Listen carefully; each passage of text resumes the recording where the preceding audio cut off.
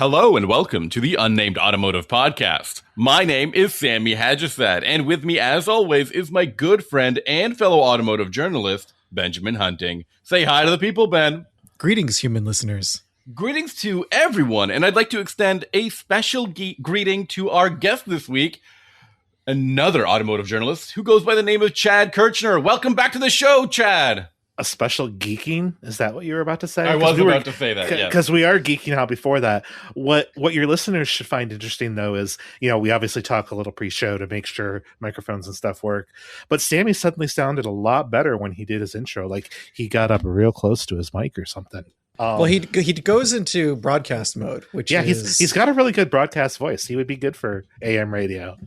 Do you really think that I have a totally different speaking voice than a conversation voice, a preamble voice?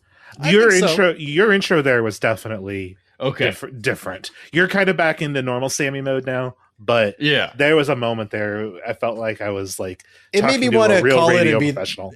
Call in and be the fifth caller. Yes, here on WK92, blah, blah, blah. I just want to say, anyone out there, any listeners, do you remember, radio call-in shows? And did you ever call in? And I don't necessarily mean for, a chat prize. Show. But, yeah, to win a prize or to do... There was this thing in Montreal. I have, for sure. All the time I've done it. When I was younger in Montreal, there was a show called The Trivia Show on Sunday mornings. And this is pre-Google. So they would ask a bunch of trivia questions. You would call in and they would ask you a series of trivia questions. And if you got a certain number in sequence, you would win a certain prize. And we would listen to it all the time. And I've called a couple of times when I was a kid. But that's completely gone now. I don't think that exists in any format. I listen to It's called podcasting. Show. That's true too. But there's no call in. There's no real nice call in on a podcast. But I do listen to FM radio, and my wife is also always telling me that these people on the radio don't know what they're talking about, and the trivia in particular. She's like, I can do that. I don't think she understands the performance anxiety that occurs when your wife is a medical professional. She does not have performance anxiety. You don't know that. Your wife could do that show while someone is bleeding out in front of her. Well, and she should be able to. That should be that's why she makes the big bucks, right? Sure, yeah. This week, though, yes. Well, no, I was just gonna say, I want a pilot who, when I'm commercial flying somewhere, I like pilots that used to be in the Air Force because they've prepared for when stuff doesn't work. Yeah, their worst day is nowhere near your worst day. Right. Yeah. So I and not to say anything bad about other pilots, but they've clearly not burnt their mouth on a Pop-Tart, is what you're saying. Right. That's my worst day. Your worst day is burning your mouth on a Pop-Tart? Pop-Tart? No, more Sammy doesn't wait for them to come out of the toaster. That's the problem. He can't wait. They're so good. They smell so good. I actually put my mouth over the toaster. He tries to catch them like a dolphin. Feel. Yeah. Okay. Your toaster must be pretty spring loaded. Favorite Pop-Tart flavor? Go. S'mores. So in Canada, we only have 5. I don't know if you're aware of that. So we have strawberry, chocolate. There's a maple one. Of course there is. I don't think we have a vanilla one anymore. I think that's gone. There's a un-icing. There's one with no icing, which I've never tried. Which those are OG. Those are OG ones. Yeah, those are the ones they invented back in pioneer times when they were alongside shredded wheat. If you didn't die of dysentery, you could have a non-frosting Pop-Tart. Your treat was an unflavored grain square. I think that my favorite ones, though, it's really hard to say. I like there were some vanilla milkshake ones that were pretty good. Yeah. The chocolate one is always pretty good. I don't know. It's really tough. I think it depends on the day. I like Sammy's s'mores. Absolutely, for sure. Yeah. But there was no hesitation. S'mores. Bam. But yeah, no, that was quick. That was what I was hoping for. The frosted brown sugar cinnamon one is my favorite. That's too much for me. I think that trips all of my sugar sensors and I explode. Makes your teeth itch. Kyle Patrick. That's my guy. Yeah. What about him? We're just saying names now. No. Because I know two Kyles with very similar last names. So I was briefly thinking I hope I got it because I'm really bad with names. But I was on a program recently with Kyle, and we had to drink fully sweetened soda instead of the artificial sweetened, no calorie stuff. So you're saying with sugar? Oh, Yeah. yeah. And he's like cane sugar. I like how sugar? you were saying you were forced to do this. Like, no, we were, because there was no other option. Like the drinks had already been all picked through. It was very weird. So anyways, he's like, oh, does this make your teeth itch? And I'm like, excuse me, what? He's like, oh yeah, like when he's like, that's how I describe the taste of drinking like pure sugar soft drinks. He's like makes your teeth itch. And I'm yeah, like, I can get behind that. A full bag of Sour Patch Kids would do that to me. Oh yeah, we're on that kick lately. There's someone in my house who has cravings, and we have to have those sour keys or whatever. Good thing you have Sammy, a medical professional available to you at all times. Sammy, you shouldn't be talking about how you have cravings all the time. Like, I want to talk about how I can't. I am so excited to have you on the show this week. Yes, super Chad, thrilled. because we've got some pretty cool EV talk to get to. But before we do that, I also want you a part of the conversation that we're going to have with Ben, because Ben has been driving a very, I'm going to say interesting, and I really, sometimes I use interesting as a filler word for things when I don't know what I'm talking about. But this is actually an interesting car to be in this week. Ben, can you prime this up? It's a 2026. This is a Dodge. I'm certain of it. Okay, so that narrows it down to two possible vehicles, right? Yes. Because the Hornet doesn't exist. Or Right. Challenger. There's no challenge. There haven't been Challengers in 2 years, so it's not a Challenger, Sammy. So it's a 4-door Charger. No, it's a 2-door Charger. It's a 2-door Charger coupe. You need to get with the program, because everything you knew about the Charger is out the window. The LX platform is gone, and in its place is a platform whose name I don't know, but it has produced an electric Charger, a 4-door Stella gas. Large, I Is it believe. Stella? I think I knew Stella Large. So, That's what I order at the bar. so it's essentially, I'm driving a 2-door Charger. It is the Scat Pack version of the car, and it comes equipped with a twin turbocharged, I believe it's 3-liter inline 6-cylinder engine. It has 550 horsepower and 531 pound-feet of torque. The Scat Pack trim is currently the only one you can buy, as far as I know. There's going to be an RT later on that will have the same motor, but there's 2 tunes for this motor, which we've talked about in the past. And you have the high output. Yeah, because this engine's available in the Grand Wagoneer, it's available in the Ram, and I think that's it for now. Does it rock you like a hurricane? It is a really, really good motor. The It base is a good motor, engine. I just do to get like us out of this the engine way, quite a bit. just to get it out of the way, the base motor is 420 horsepower and 468 pound-feet of torque. So I just wanted to make a rock you like a hurricane joke, because it's the hurricane engine. essentially, and also speaking of hurricanes, my favorite hockey team, Carolina Hurricanes, won the Stanley Cup recently. I don't know if I Whoop, mentioned that on the podcast, No, you haven't yet. but I've been waiting 20 years for that. They It's won his in favorite thing 06. that's happened in America in his entire life. That's not true. But it's just a big deal for me. I'm very happy. Anyone else out there is a Hurricanes fan, it'd be awesome to hear from you, because there are not a lot of them in Quebec, as you might imagine. So enough Hurricane talk. This engine is fantastic. I really love it. I love it in everything I've driven it in. I think it's one of the best engines on the market for a large vehicle. Yep. It's whether you're driving an SUV or a pickup or in this case, car that's so big, there's no market for it at all. It performs very well. The Charger is very quick in a straight line, even though it is enormous and heavy. Mm-hmm. It feels fast. It sounds good too. I've actually had some friends complain that they don't like how it sounds. I don't know how Chad or Sammy, how you guys feel about it. Is it just like the usual people who complain that a 6 isn't an 8 and therefore it sounds worse? Well, I think it's the fact that it's like a 6 that's in a car that's used to have an 8 and it sounds more European than it should. I don't feel that way, but I think it sounds nice. I think straight 6s, straight 6s and turbocharged straight 6s can still sound good. I feel like I've heard every possible exhaust equipped to a BMW in my neighborhood, and they sound fine. That's a big Hamilton thing. But if you are what we would consider a stereotypical Dodge fan, at least on my side of the border, you probably don't think of a 6-cylinder engine when you think of a Scat Pack, unless you're Australian. Right, which you're way farther south of the border than where I am. And they only come in all-wheel drive. Is that correct? I believe so. Currently, they are all-wheel drive. There's some crazy stats about this car. Remember when I said it was heavy? It weighs 4,876 pounds. Oh, come on. This is the electric car now you're No, talking no, no, about. No, and 55% of that weight is over the front wheels.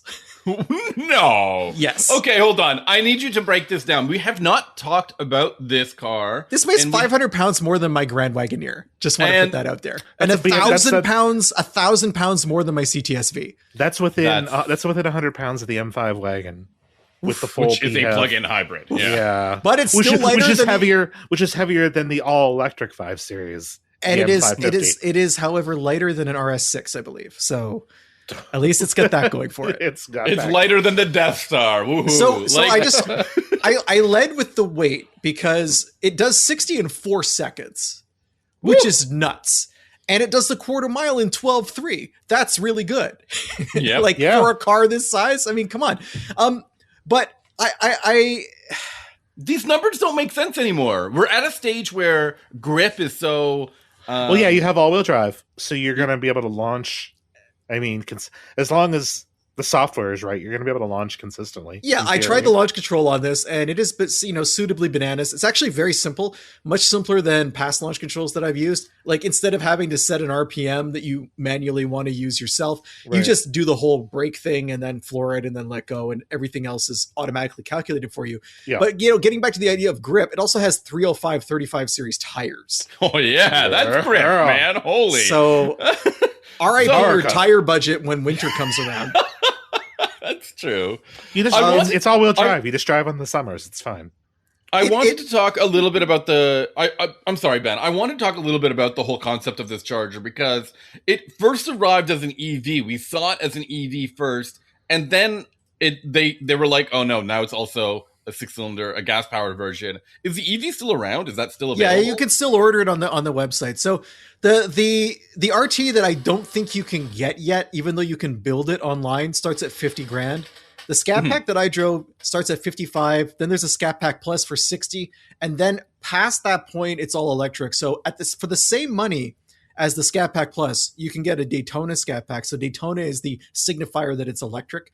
And then there's a Daytona Scat Pack Plus for 65. Those are all US numbers. In Canada, I'm not exactly sure on the pricing. I want to say it's considerably more expensive. Yeah. Here we go. It starts at $77,500 for the high output Scat Pack. I don't have a price on the RT, but the model that I drove had a lot of options. I think it was around 90.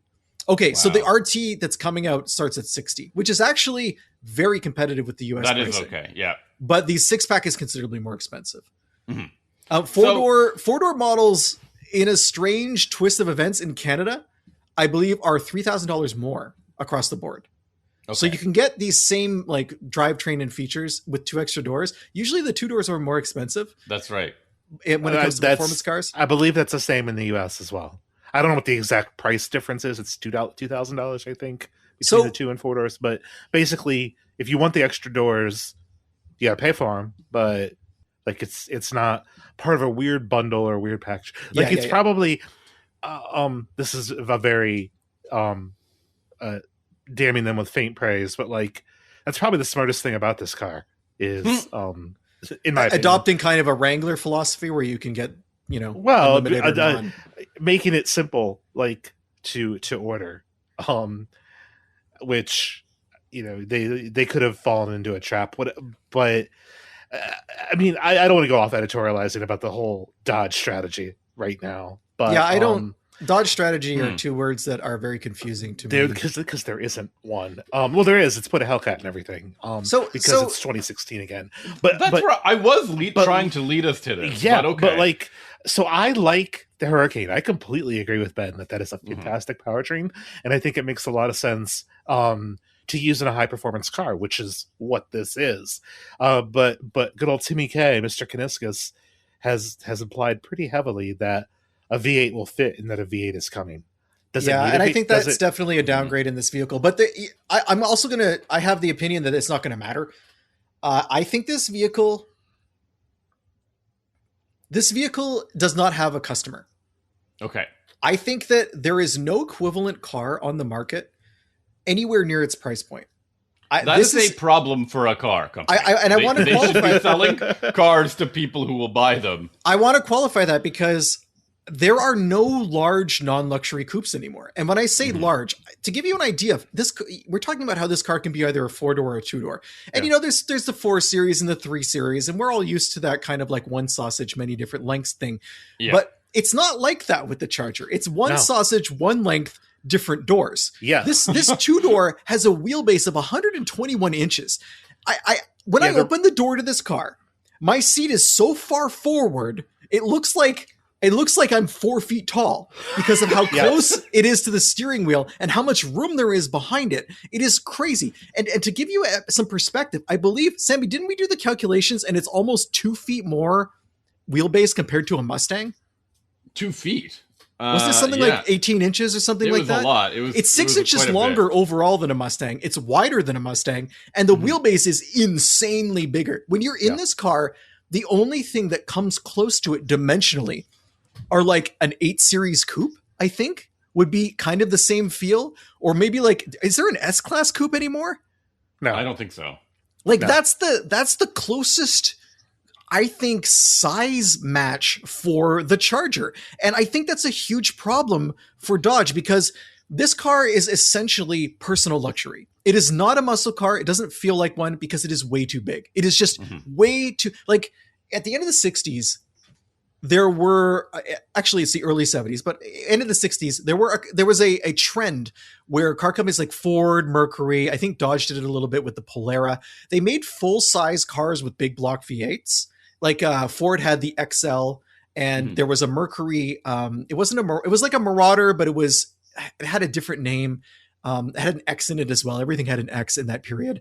And these were like gigantic, like luxury cars, 2 doors. And I say gigantic, like we're talking like swimming pool size cars. Right. And they had the attitude and kind of market position that, hey, we're going up against muscle cars, which were almost exclusively intermediates in terms of size and mid-sized vehicles, but they weren't. They were like something else. And personal luxury, it stayed a thing from like the 70s, the 80s, and the 90s, and then it was killed in the 90s. Like SUVs took over from personal luxury for people who wanted to spend money on a car, but not necessarily buy a luxury car. So you could have like, or a high-end luxury car, I should say. So you had cars like the Lincoln Mark 8, you had cars like the Cadillac ETC, the Eldorado equivalent that they had in that era. You had the BMW 6 Series in the 80s, which was very much that, and then the 8 Series, which took it up a much higher level.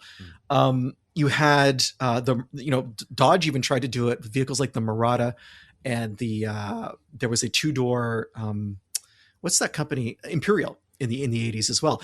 And these vehicles don't exist anymore. It's a concept that we've moved past. For a reason, right? Like it just wasn't popular. And now to bring it back with this car and be the only car on the market doing this, I don't get it. And I think putting a V8 in this car will not change it because the dynamics of this car are not sporty. There's nothing engaging about the car. It's a cruiser.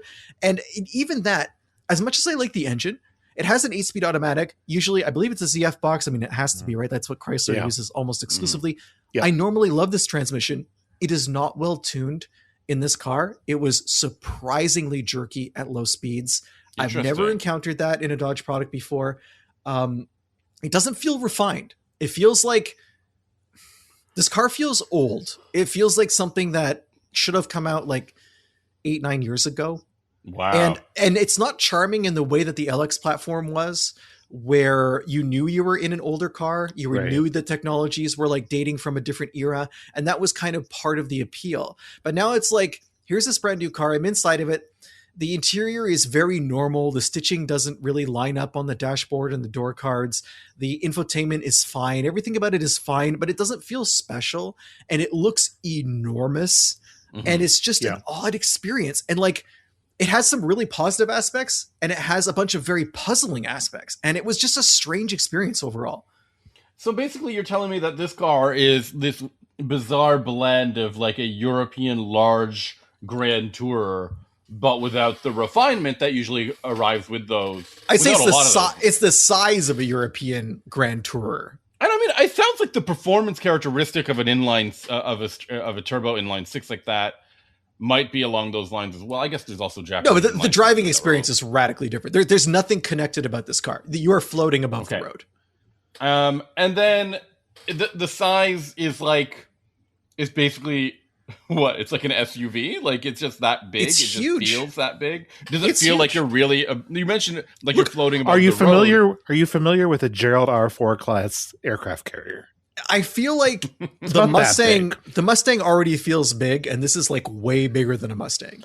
Okay. I think if I can throw in something else here too, when I drove the electric, it also felt like this really kind of mismatch. I think that if they would have designed that platform and made that car a Chrysler. Now, I'm not saying that's a great idea, but if it would have came out as like a Chrysler 300 or something that's designed to be a more luxury focused cruiser, I think it would make more sense, because my one takeaway from driving that vehicle is the EV wasn't any more refined, but it was super quiet on the highway. Like they paid to double glaze, double pane glass all around. It has the only noise that I heard in the cabin really outside of like powertrain noises was because of the rear hatch. It's kind of hard to delete all this down. Yeah, shout out to a rear hatch. hatch. I mean, that's something that's useful. But like it could, but it's trying to. It doesn't know what it is. It's like a teen, no one knows what it is. It's like a teen going through adolescence and trying to figure yourself out. Like it's a pre-college car. I think as a customer, you would have trouble knowing what it is too. I feel like it's hard to identify who the market is for this vehicle. I think even as a Chrysler, just the idea of a gigantic two-door coupe doesn't fly. Yeah, but I think that, I'm sure the take rate on the two-door is going to be super low. Yeah, but why make it? Like, it's puzzling. Yeah, sure.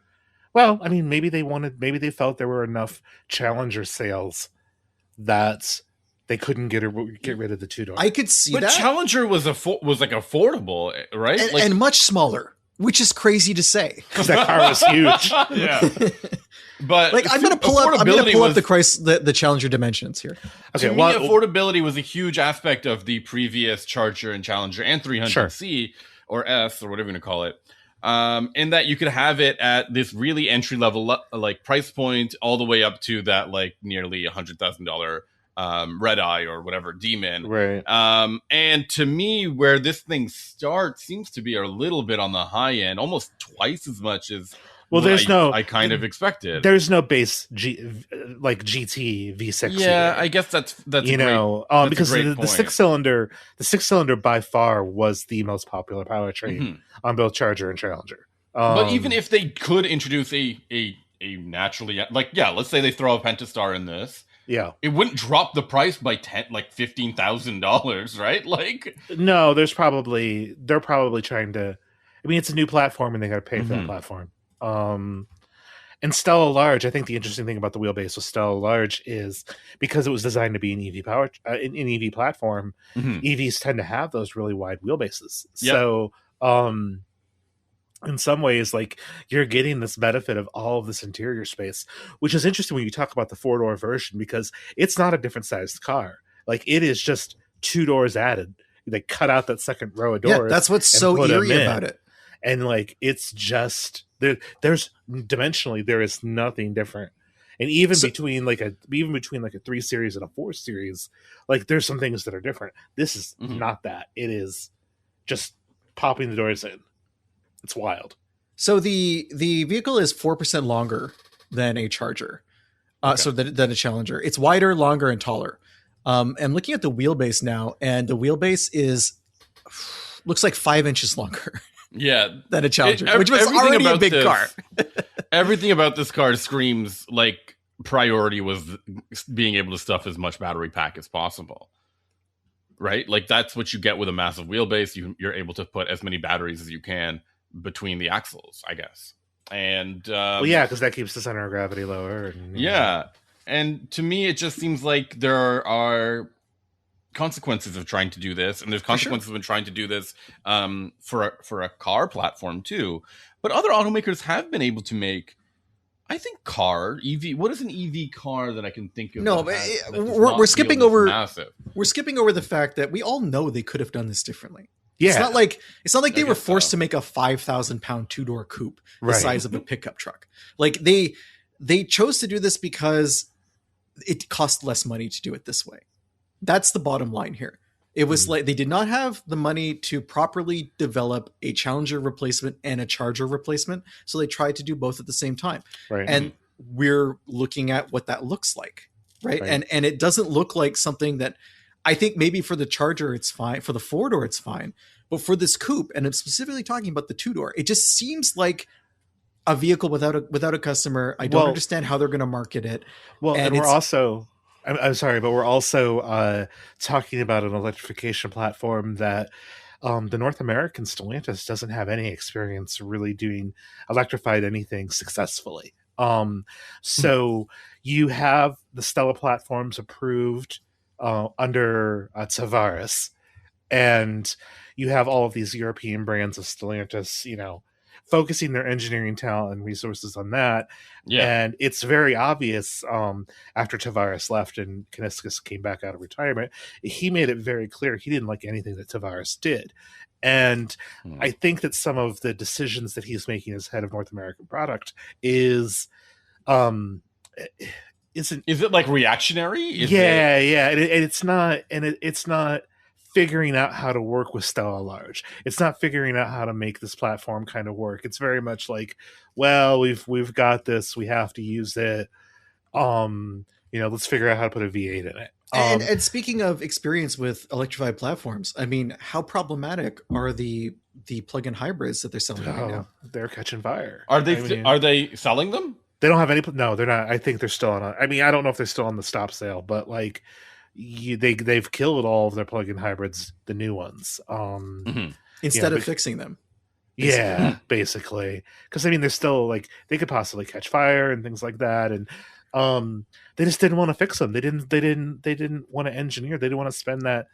And again, I think a lot of this, good and bad, will fall a lot onto the head of North American product. And I think that above him, what's his name? Why can't I remember his name right now? The new head of Stellantis Global, Antonio Filosa. I think he's a smart guy. He said some really smart things the first time I talked to him that really like genuinely impressed with. Okay. But I think that this car is a symptom of an overall problem at Stellantis North America that they still haven't solved. I mean, it feels like they're constantly in transition. Yeah. And right now, and they can't transition away from our cars will all have V8s and will be like this old American style thing. And can they transition from that? Like, I think this is more of an existential question, but like, okay, can you have a Dodge? Can you have a Dodge that isn't, America V8? Like, can you make an EV? Can you do this Hurricane powertrain potentially as the top end powertrain? I mean, I can go one further. Can you have a Dodge? Yeah, I feel like fair question. We keep forgetting about the recent addition to the Dodge lineup, which was the Hornet. That we forget about all the time. Hornet does not exist. We don't need to talk about it. Right. I mean, I drove it. I remember driving it, but I've never seen any. Like, so this is a good segue. We're talking about a company that's having an internal strife trying to find leadership. Yeah. Recently, Sammy and I were reading about a Nissan board, a recent Nissan board meeting where I'm on Team Gone. I'm sorry, I'm on Team Gone. Yeah, so things got a little out of control. Let's say for our listeners, Nissan is in a heap of trouble. Like, this is a problem. They are struggling with new product. They're bloated around the world. They don't know what their sales are really all over the place. So they had an annual shareholders meeting against that background, and their CEO Ivan Espinosa basically had to fend off multiple floor motions to remove him as the chairman of the meeting. Then he had to fend off a no confidence vote, and then he had to shut down a proposal to appoint former chairman Carlos Ghosn to the board. If you remember, Ghosn is someone who is currently living, I believe, in Beirut. Yeah, because Lebanon. Because he can't leave Lebanon or he'll be arrested. He can't leave Lebanon. He's there so he can't be extradited. Right. So they want international criminal Carlos Ghosn, who famously was smuggled out of Japan in a Yamaha music cello instrument case. Right? I thought it was a coffin. No, because Yamaha had to put out a press release saying that you should not travel in one of their You got to drill a hole, an air hole.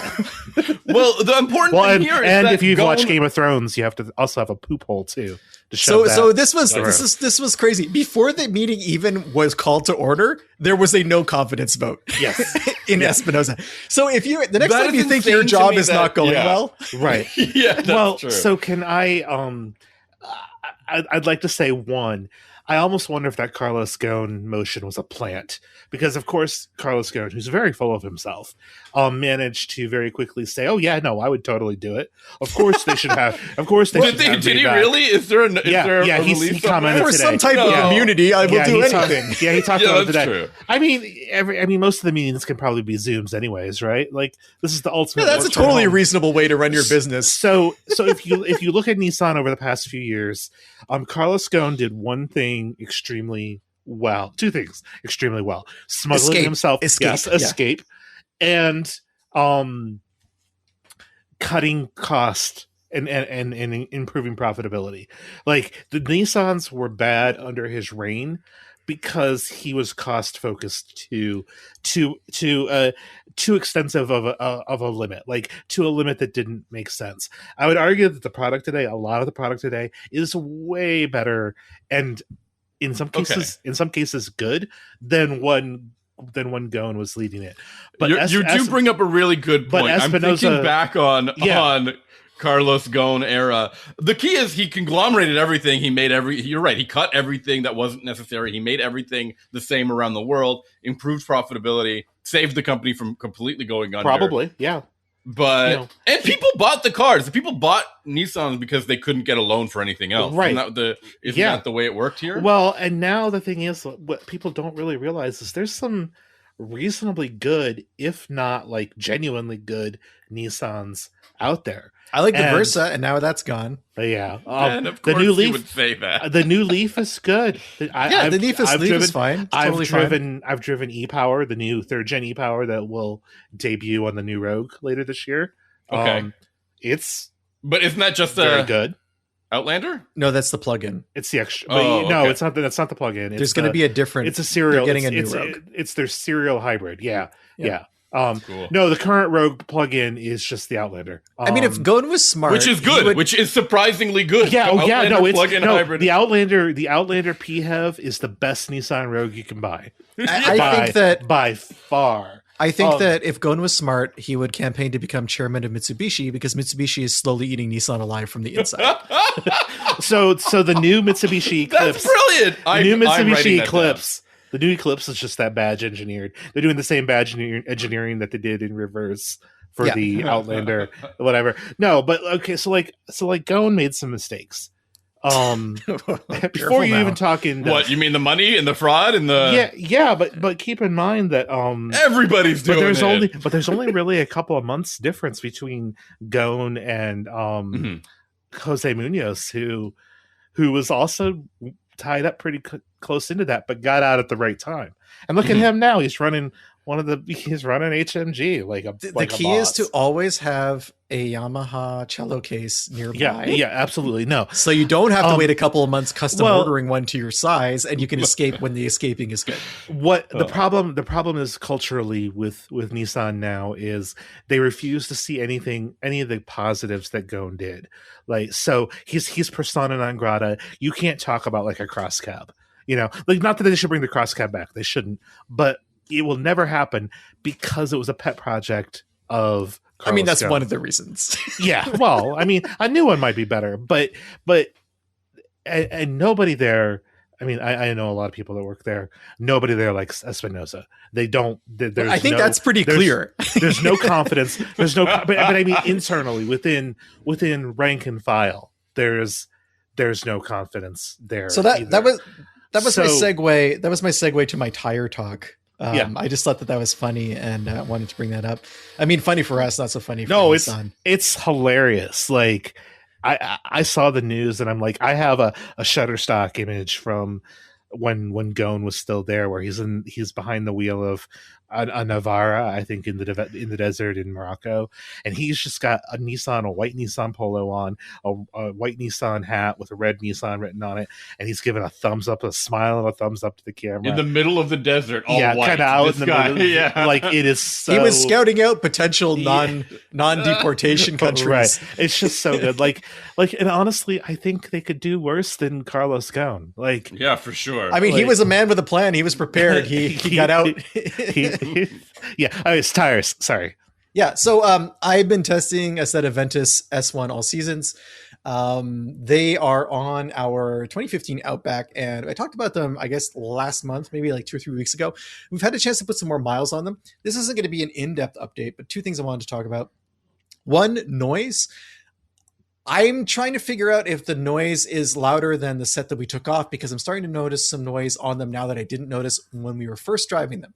Second, wet weather performance has been really good. So my wife drives the car as well, and she notices she doesn't like when the vehicle hydroplanes. It's something that she talks about and notices when she's driving. And we've had some insane rain here. We got something like 105 millimeters of rain in a 24-hour period or a 2-day period, something like that.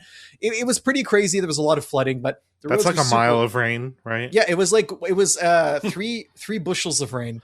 Okay. And it got pretty bad. And we were driving the car around, and we had no problems at all with water channeling. It did a really good job with that. Something that she's been impressed with while driving the vehicle. So those are my 2 Ventus S1 all season updates. This is kind of how we're going to be talking about it over the course of the summer, because they are summer tires. So we're going to run them just between 2 other segments. Yeah, well, we'll do some more deep dives, because it's really only been a few weeks that we've had it on the car. So it's hard to really talk too much about how they've been feeling.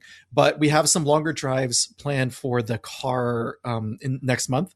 And once those are done, we'll have a better feel for them. But I can say that they do appear to have a lot more grip than a standard all-season tire, which makes sense because they're a performance tire, to the point where we're starting to notice weaknesses in the suspension system that we didn't have with the other tire, which is an interesting thing that I think people don't always consider. You can over-tire a vehicle to the point where you have too much traction and you'll break driveline components. But by the same token, you can also start to have too much grip, and you'll notice that maybe your springs are noisy, or spring pads are too noisy, or you're having some bushing issues, that kind of thing. So we're starting to notice that a little bit with the car, which speaks to how sticky these Ventus tires are. And I keep saying Ventus, it's Hankook Ventus. Ventus is like the sub-brand of them. Yeah. So I had to try to find a set of, because Michigan killed another one of my tires recently. I'm trying to find replacements for it. I have a 195 50 R16.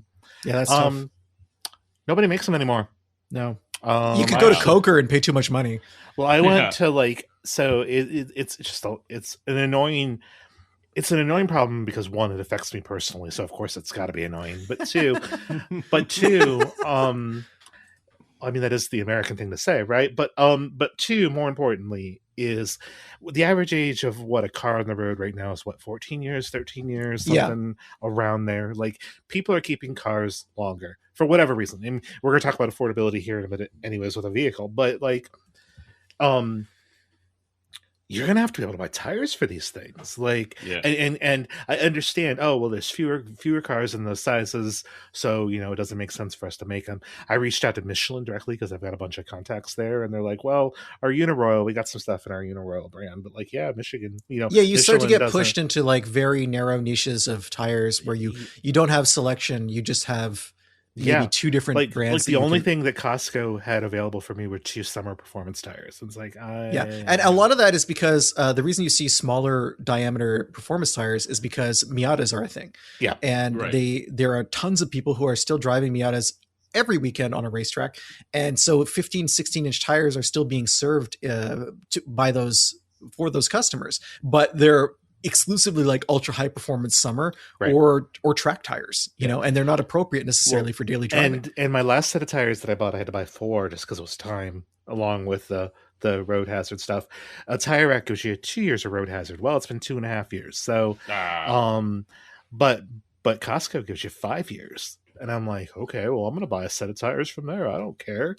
But I can't. So, Yeah.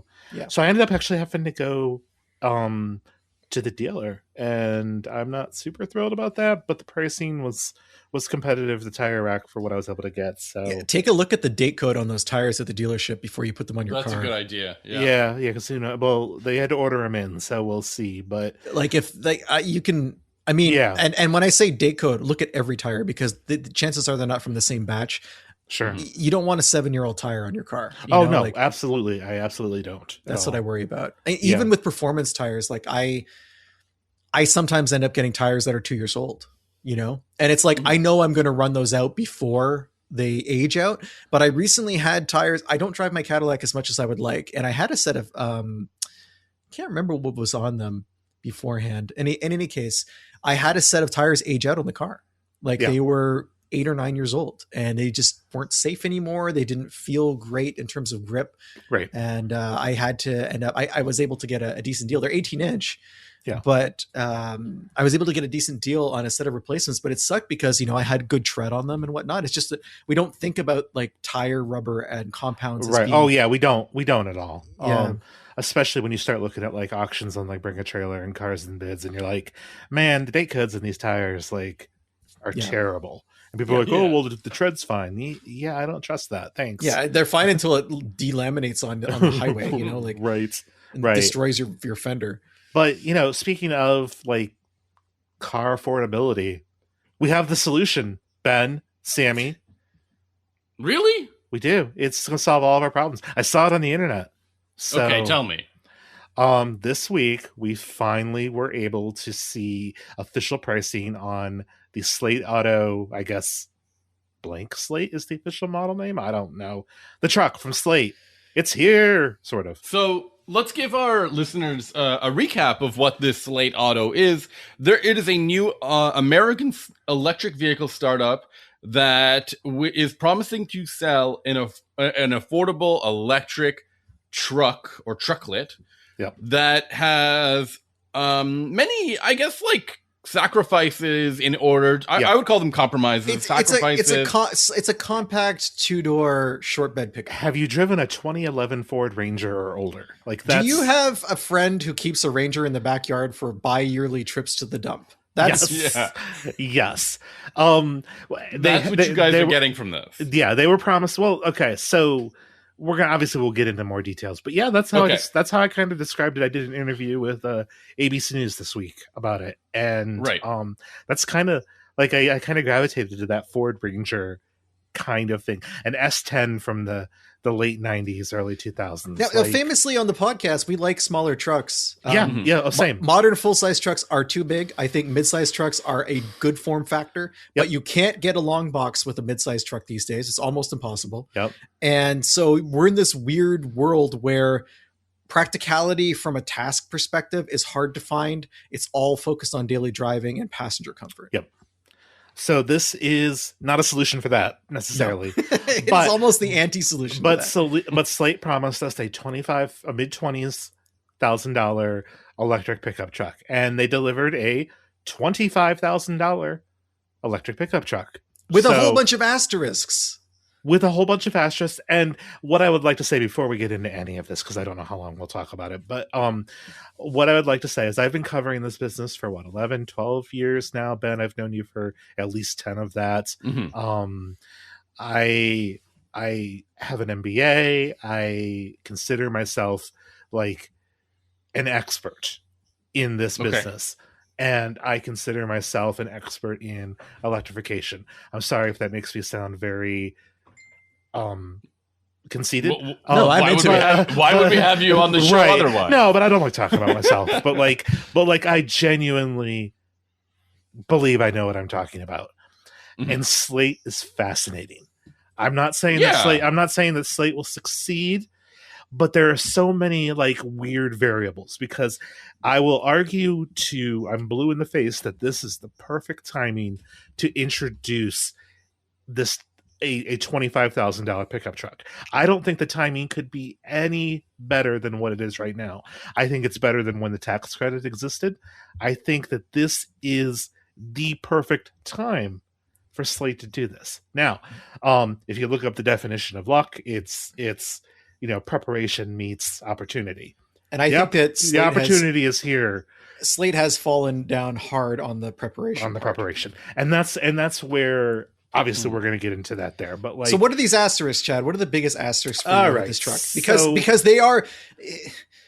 I want to get something out of the way first. I think that we're entering into a societal prism where if you want something to be inexpensive, you're also told that it has to be less good. You're not allowed to be giving up. You're required to make sacrifices in order to have something you can actually afford. Right. It didn't used to be this way. It used to be that you could get a cheap car that did all the stuff you needed it to do. And if you wanted to make it a little nicer, you could buy a little bit nicer version of that car. Sure. You know? And I'm talking about like features or fuel economy or whatever. The Slate truck is, I think, the embodiment of a world where you pay less and you get less and you'll like it.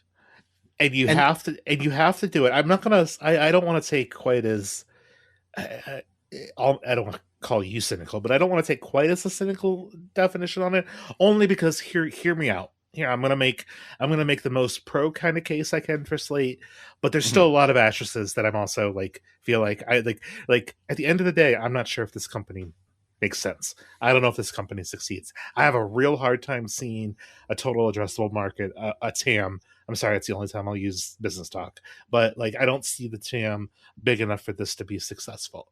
So what are the flaws with this truck? What are you getting for $25,000? Let's talk about that first. For your $25,000, you get a regular cab pickup with a 4-5 foot bed. I don't know exactly what it is. It's rear wheel drive, right? It's rear wheel drive. You can only get it in one battery size. It's an LFP battery, rated at 65 kilowatt hours. It's good for roughly 200-ish horsepower, 0 to 60 in 8 seconds. Not that that matters in a pickup truck, but it'll feel quicker than that just because electrics always feel a little quicker. And they're hoping for an EPA rated range, so it hasn't done EPA validation yet, of 205 miles. Now, anybody that has looked at Slate before, they were promising two different battery sizes, 150 mile one for 35 or 25 grand, and then an unknown price for the upgraded battery. Because the tax credit went away, it no longer was important for Slate to use the NMC battery technology. Because they needed to do NMC because LFP batteries were only coming from China. Nobody's making them domestically right now, or they weren't until real recently. So part of the full $7,500 tax incentive was where the batteries were sourced, the materials for the battery. So they couldn't use LFP, which is traditionally a cheaper technology, less dense, but also less expensive and safer too. But because they didn't have to hit that tax credit anymore, because they didn't have to worry about that anymore, they could source an LFP battery, which bumps the standard range up by 55 miles over what they were initially planning. So in some ways, that's good. That's an upgrade. That's a positive. Yeah. And LFP batteries, if you puncture an LFP battery pack, it might spark, and then that's it. It is a much safer battery chemistry and you can charge all the way to 100% on the regular as well. So you're not necessarily losing that top 10% of range because you should only charge to 90%. You can go to 100%. You have to go to 100% on them. Yeah. For them to so you have this $25,000 2,000 pound towing capacity, 1,500 pound payload capacity, 205 mile pickup truck. Now, is that range enough? Objectively, yes, but people don't buy cars objectively. They don't. They don't in my country, that's for sure. And before I know you're going to talk about range dropping. No, I'm not going to talk about range dropping. I'm going to talk about all the flaws of this truck that I we'll totally get. I totally plan on getting there. But that 205 miles of range, they're using a resistive heater and not a heat pump. So when the temperature gets cold, you're going to lose a lot more range. Yeah, probably 40%. Up to 40. And that 205 miles range is also EPA cycle. It tends to be 55% highway, 40% city, 45% city. So, and this being a box and not a real engineered aerodynamic box, you start hitting at least non-Ontario provisional police speeds, like in the US. You're going to start losing range pretty quick.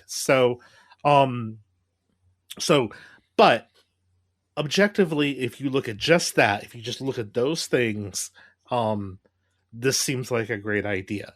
You also have, but some things you need to keep in mind, and Ben, you're going to talk about a lot of negatives. But yeah, because the whole idea of like this truck is these stats are neither here nor there. It's the package that it comes in that's the problem for me. Well, before you talk about that, I will mention that most of the price of that car is in the battery pack. Yeah. So if realistically $15,000 to $17,000 of Slate's cost is in the battery, then they have to design and engineer a full vehicle with only potentially $5,000 to $7,000 to work with. Yeah, well, we can see that they didn't do much on the design part. Yes, and that's and Ben, that's what you're going to get into. But I mean, even there just looking at it, there are some other stats though that I think that we should hit just kind of at some point. I'll let you talk about the negatives now, but there are some things that I want to come back to that like really make Slate a challenge. But also, the question I have isn't hey, does any of this make sense or whatever. I don't understand why they're doing it. And let's go ahead and talk about the negatives, and I'll come back to that when we're. So here's some negatives. Yeah. It comes with roll-up windows only, with crank windows. They were going to offer the ability to add electric windows as an add-on feature. They decided not to do that. Yep. It doesn't come painted. If you want anything other than like a weird gray on any of the body panels, you're going to have to pay to get a wrap. You can't get it painted from Slate. They will give you a wrap and expect you to install it yourself. I believe it's like $1,700 to get the wrap. They will like a half decent price of compared to the car, right? All of the accessories that they offer, including the wraps, they will install for you for a fee, but they haven't said what any of those installation prices are. Yeah, that's where they're making their money, I guess. DIYing a wrap is not an easy thing to do. It is. If it's your first time doing it, you're going to mess it up. Yep. That's just how it is. You need to have experience to do this. It's going to take you a little while to get the hang of it. So there's that. It doesn't have a radio. Nope. There's no entertainment options at all from what I'm aware of. You have to bring your own. So, okay, good luck with that. The other thing is it looks like utter garbage inside. It looks like the kind of vehicle you would rent by the hour at Home Depot to just drop something off at the dump, like I was mentioning earlier. It is not super. It looks the plastics utilitarian. The plastics on the inside have the fit and finish of a porta potty. Like from every image I have seen, it is just horrendous. And the reason I'm going hard on this is because for this, you can actually right now in the real world buy an actual car made by a company that cares about you as a passenger and a human being and doesn't hold you hostage with all sorts of weird things they're not putting in the vehicle. Because you can go buy an Ioniq 5 with a small battery and rear wheel drive, and it is $350 less than a Slate, including delivery fees. And it comes with a stereo and it comes with paint. Like, that is crazy to me that Slate is coming out and saying, here's our $25,000 truck, you're welcome, when they are not at all competitive. Like if their goal is to be basic transportation, they have failed at that. If their goal is to be the only compact electric pickup, then it's a success. So what are they doing? Right? Because that's a great balancing act they've got to make there. Yeah. If you're succeeding by ultra narrow criteria, you better be sure there's a customer there who wants that. And I don't think there is, because not many people buy that base Ioniq. Like it's not a popular trim. So if people already aren't going for a base vehicle that has all the features the Slate truck doesn't have and costs less and is objectively better in every single way except for the open cargo bed, it's very hard to understand why anyone would ever want this truck. Well, I mean, I'll push back a teeny tiny bit on what versions of the Hyundai Ioniq 5 sell. We got to remember that it's whatever the dealer's stock too. Like, No, for there's, sure. There's a lot of control in. I'm not saying that vehicle actually exists. No, right. Okay, yeah. As long as we're clear, like that car maybe doesn't exist. If you're patient, you could probably get it. You could conjure it up if you were patient. I think that if Slate, it's a paper launch, that car. I think, yeah. I think if this idea of this truck came from an automaker that can amortize the costs over a whole fleet, like Hyundai, like the fact that Ioniq 5 pricing is as cheap as it is only because Hyundai is so vertically integrated and is such a large scale automaker that controls the process all the way from pulling the raw material out of the earth all the way into the cargo containers that they're put on to ship to the dealer. Because they control all of that, they can be very aggressive with pricing. And that's not an excuse for Slate. That's not at all. Because you're right. Why wouldn't you go to an automaker that but I also like a real automaker that has dealerships. Dealers, yeah, and a service network and stuff like that. I don't think that Slate is trying to say, this is it, deal with it. This is what they have to do. And again, this is not an excuse for any of them, but I will say that in the year of our Lord 2026, you cannot start a car company with a gas powered car. It has to be an EV, not even a hybrid. It has to be an EV because you're not going to find any investment money. And you also have a very artificial short life. As we know, Euro 7 engine specifications, like for emissions and stuff, so you would limit yourself to, because it's not like Scout that could pull from Volkswagen. Yeah. They'd have to license an engine from somebody. Odds are it wouldn't be Euro 7 compliant because that would be more expensive. So they could never sell in Europe. The only thing stopping Slate from selling in Europe right now is e-call functionality, which is easy enough to add. Okay. Which is easy enough. I mean, it would add cost, but it's easy enough to add. Also, you're just not going to find investors. Who wants to invest right now in a gas-powered and car startup? There'd be no money. Now, you could argue, why start the company at all? Completely agree. I think this is I don't know that, because you don't have the quantities to scale of production. So you have to buy all of your parts at probably not a discounted rate. So you have to cheap out. You have to go super duper cheap. Then why even bother? If you're right, if you're no, that's fair. I'm with you. I don't understand that at all. Let's say you wanted to just do a fleet play. Just do a fleet play. Yeah. Instead they've done the whole give us deposits and we have a hype cycle and all of this stuff. And it feels like they're not delivering on the hype cycle. Yeah. Because they're bringing things down. They've basically done a lowered expectations kind of thing. Well, and you guys haven't even talked about even the bigger problem. I'm going to quote U.S. numbers. I know you guys are Canadian. I'm sorry. Okay. I don't think this is even available in Canada, so don't worry about it. Okay. Yeah. So of licensed sort of drivers in the U.S., some 65% live in or own their own home. So they have the ability to. The rest live in the homes of others secretly in attics and crawl spaces. Correct.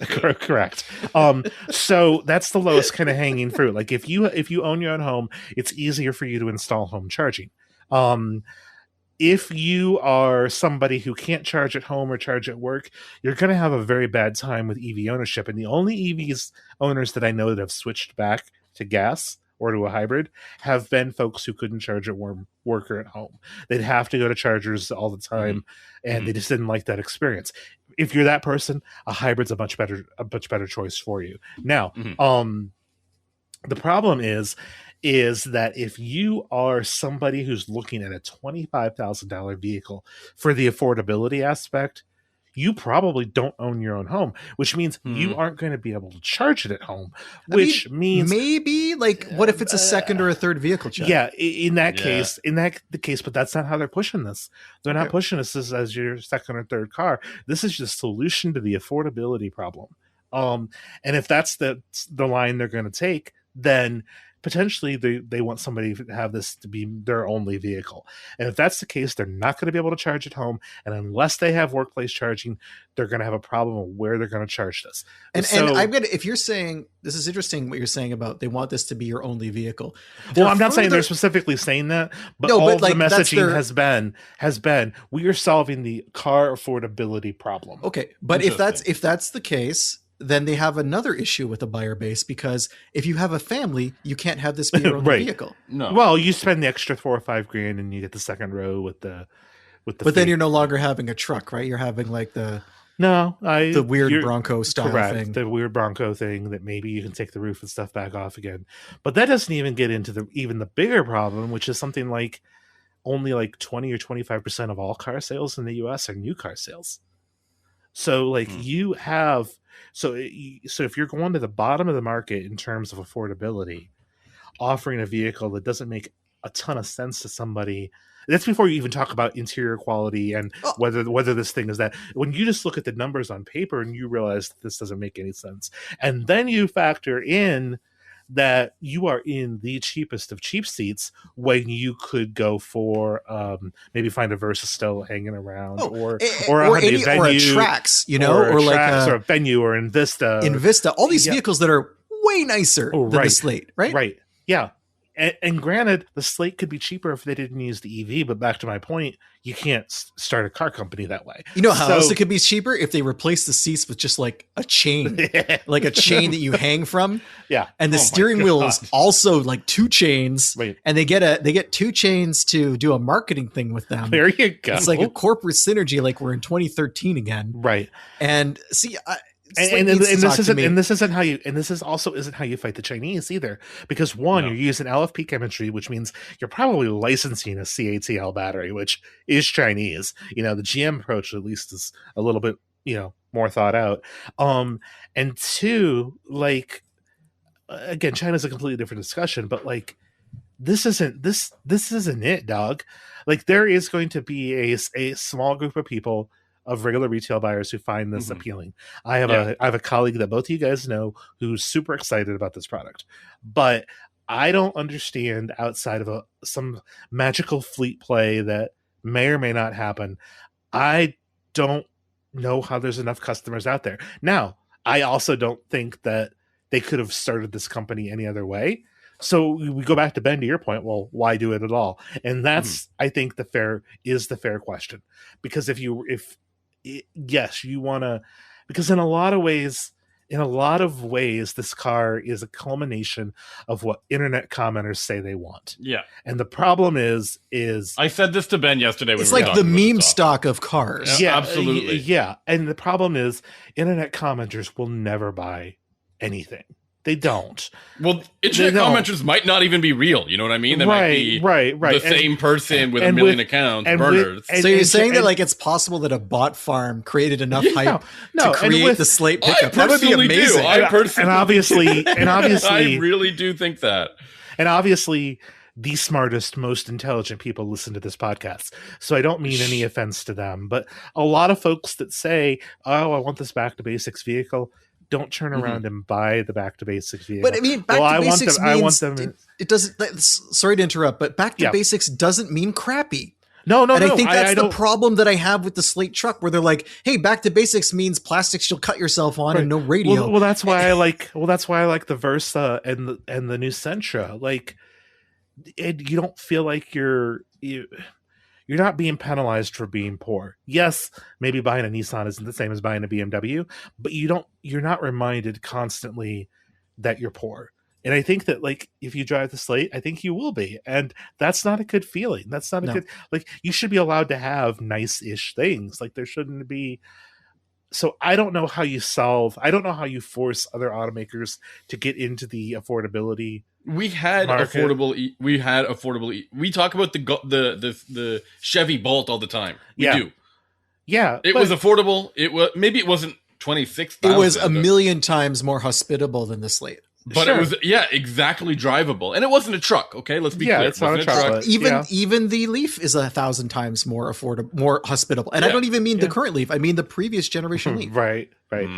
And the big, so like you have all of that. iMeave? Are we going to go as far as Mitsubishi iMeave? This is might as well be an iMeave pickup.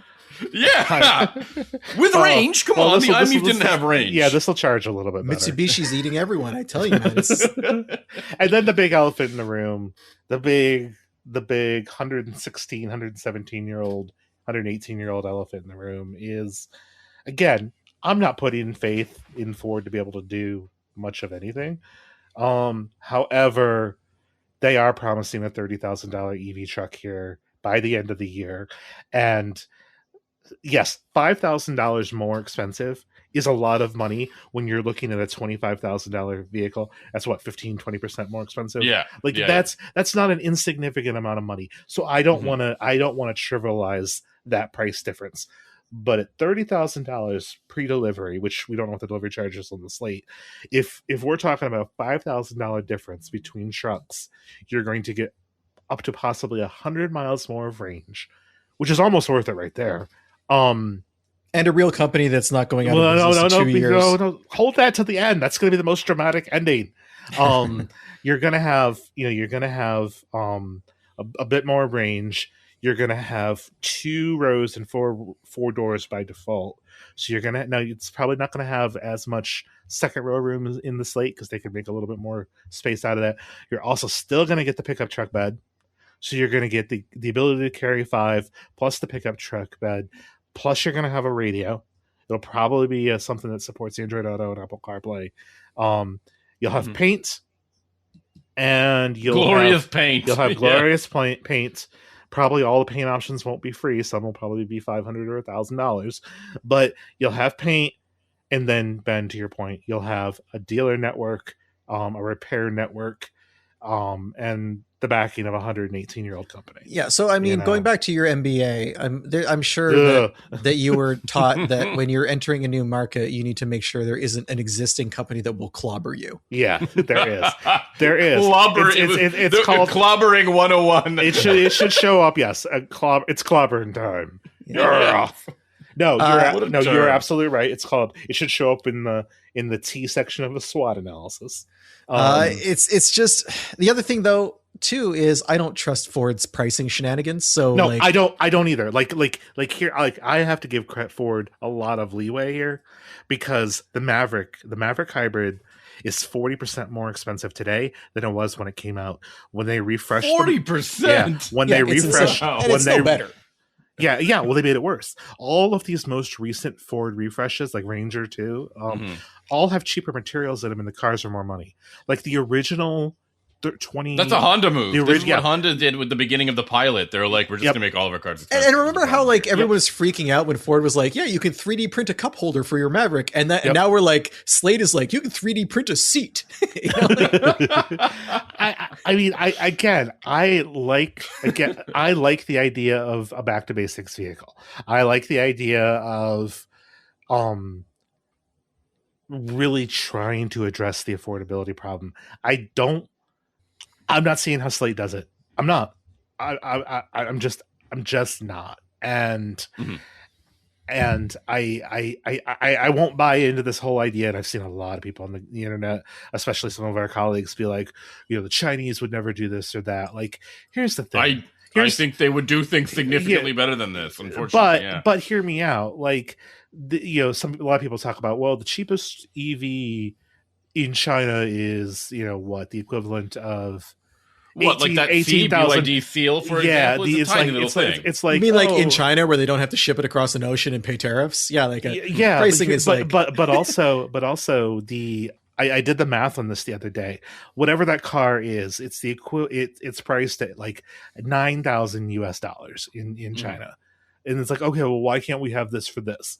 Well, in China, it takes almost a year and a half of your wages. So like if all of your wages, the median wage in China, which China publishes in English, surprisingly, is like $9,000. So for like this $15,000 vehicle, like you have to work a year and a half.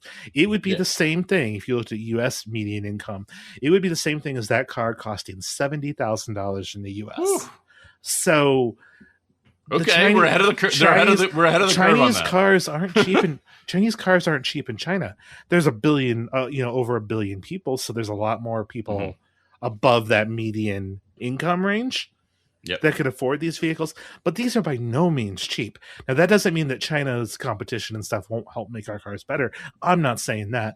But there's so much discussion out there about how cheap these cars are. And it's like, another thing you learn in grad school, especially, is it doesn't, you can't just compare, like, even before you talk about shipping and everything else, you just got to look at cost of living and things like that. Like, if manufacturing moves to a country where the daily wage is $5, and you start paying them, U.S. wages, like, that creates a socio-economic issue in that area. You argue maybe you shouldn't move production there, things like that. Like, that's a different story. But, like, you have to look at the market you're entering. And I'll tell you what, like, compared to that base BYD, I'd rather have the BMW M3. It's $70,000, $75,000, right? So we have, granted, our cars aren't affordable. Like, we do have an affordability problem. I completely think that. But this isn't the solution. This isn't the solution. And neither is just throwing a BYD seal on the street either. That's what Canada's going to do. It is. I have lots of questions. I'm going to be paying very close attention because up until recently, your guys' exposure to Chinese EVs has been Tesla. And we also had, here in Quebec, we have BYD taxis, but there's not many of them. Yeah. Like, Tesla's really been, like, your big thing. Not you guys' personally big thing, but, like, that's your exposure to most Chinese built vehicles, other than you have probably the same Lincoln and Buick that we have. Yeah, we had a Buick Envision, I think, for a while. It was not an EV, but our Polestars are. I mean, I guess there's a whole conversation we need to be having about Polestar later, and we will. But I'm paying but speaking of China, and we will talk about it there with that. I am paying very close attention to, because your market is the closest to ours. Some people will be like, oh well, Mexico is this, and yes, but also there's a lot of differences in terms of economics in general. The reason why I think we can so easily become fast friends is, well, one, because we're all awesome, but two, like, the trade barriers and our economic growth is tied very closely together. And yes, you're a smaller market, but I think you're going to be the real, like, hey, what does this continent think about Chinese EVs, and how well, and also what practices are the Chinese EV makers going to do to sell those? Are we going to see potentially dumping? Are we going to see artificially low prices? How will the government sort of respond if that's the case? Like, and obviously there's a lot of limitations already put into place to allow them in at all. Yeah. But that's all stuff to pay attention to, because those are all legitimate concerns that can affect economically, a lot of things. Now, whether I agree with all of those or not, it's an entirely different story. We don't talk about that here. But you're kind of the litmus test. Canada's, for me, the litmus test on this. And the Slate isn't the Slate, isn't it? It's not. It's not. I hope Ford can deliver the truck at $30,000, and I hope that they don't dramatically competition raise. Is a part of this, right? Like, if competition is what spurs them to pushing it this far, that's one thing. But Ford is probably looking at this and saying, and probably laughing, because they've got so much more in their corner. Yeah. I mean, maybe than this, right? And they might not even need. Now they're looking at that like, this is what a wholly dedicated approach to an affordable EV. They need to be paid. They need to be paying attention, though. They can't just write it off. But you're right. I think they don't have a lot to be concerned with here. Yeah. But I would like to see GM try something different too. Like I would like, I think the first real kind of You mean like a Bolt that isn't already dead? Like have an obituary written for it? GM, I'm working on a story with them right now, and it is so madness because they're doing some things incredibly smart, like very intelligent things that I'm really bullish about, not only for the future of like their company, but also our national security, our country's ability to make things. Just like really positive on that, and some innovations that they have coming. But then they can't get out of their own way. GM is always going to GM, and it's so frustrating because you take the Bolt. Oh, it's popular. Let's kill it. Oh, well, now let's bring it back. Let's kill it before it's even on sale. Plug-in hybrids. They were doing, the serial plug-in hybrid stuff with the Volts long before we were talking about this. And the ELR. Don't forget the ELR. I see a few occasionally. I saw two in one day last month, and it blew my mind. Buy a lottery ticket. Isn't there a CT6 plug-in that at one point as well? I don't recall. Okay. Maybe? That might have been a fever dream, Sammy, like a fantasy that you had. I'm going to find it. But like, we should be getting close to a second gen Altium. It's been out long enough now. We're going to see next gen eGMP very soon. Yeah. So next gen Altium is going to be 2 aircraft carrier size batteries stacked up on top of each other. Yeah. And you won't be able to cross certain bridges. Yeah, just too heavy. Oh well, you already can't take the Hummer into Manhattan technically. But it's what it is, right? So, but speaking of China, we've got a couple of minutes left, I think. Polestar is no longer being sold in the U.S. Thoughts? Are you surprised? I mean, this is something I don't know if will we miss it. Like will we miss it? I mean, I guess the question is, I'll just give a real quick kind of overview. There's legislation that was enacted by the Biden administration regarding cars that have connectivity, that are running Chinese software. Not just software; it's also a hardware concern. Yeah, that's part of the whole legislation. You're seeing it in home consumer routers. You're seeing it in other aspects, but basically, for vehicles that are built in China, they've basically been banned in the U.S. unless you get an exemption. Geely was able to get that exemption for Volvo. Geely was not able to get that exemption for Polestar for whatever that reason may be. So we learned today that exemption isn't going to happen, and that Geely isn't going to put up a fight. They're going to sell through their 25 and 26 model year stuff, and they're turning the lights off in the United States. And they're pulling up shop and coming to Canada. Personally, they build some Polestars in the United States now. Doesn't matter. I'm not a big Polestar fan, but I think anytime the market shrinks and consumers lose choice, that's bad. I think the loss of, I made kind of a Highlander joke earlier, like you can only have one. So in order for Slate to appear, somebody has to go away, and that's Polestar. I thought it would be Scout. Scout. Oh well, that's a different, whatever. Scout have to exist for them to go away. Yeah, I will say I think it's odd that they were able to get the exemption for Volvo and not Polestar. You have a theory about that, do you not? I do. This is a little tinfoil hat, but like Polestar sales in the US haven't been great. They're doing way better in Europe. It's really hard to go out of business as a car maker in the United States because you have all these dealer agreements and stuff. You have to just ask Henrik Fisker. He's done it like 7 times. Yeah, he's done it 100. He's done it 1,000 times. He just can't quit going out of business. Yeah, like he's just so good at it. And the point and the thing is, like, this kind of gives them plausible deniability. Like they can be like, look, maybe it forced their hand a little bit. Maybe it made them think it, but they're like, look, I think they want it out. Because they were because Geely knows how to make it work because they made it work with Volvo. Why do they want to get out there but not in Canada? That's the only problem with your. They probably sell more cars proportionally here. Yeah, that's they probably crazy. Do. And their prices are way higher here. Yeah, so they probably have more profitability and lower tariffs in Canada. Yeah, and lower tariffs, and maybe they're still not selling as great, but they don't have this out Like this out gives them an out. Maybe Yeah. if suddenly the Carney administration suddenly said, "Oh, we're following the Americans on this," then maybe they would also do the same there.